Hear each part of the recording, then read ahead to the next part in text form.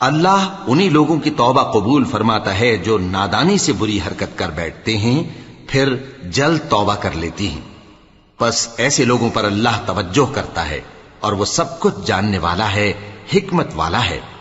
اور ایسے لوگوں کی توبہ قبول نہیں ہوتی جو ساری عمر برے کام کرتے رہیں یہاں تک کہ جب ان میں سے کسی کی موت آ موجود ہو تو اس وقت کہنے لگے کہ اب میں توبہ کرتا ہوں۔ اور نہ ان کی توبہ قبول ہوتی ہے جو کفر کی حالت میں مریں۔ ایسے لوگوں کے لیے ہم نے دردناک عذاب تیار کر رکھا ہے۔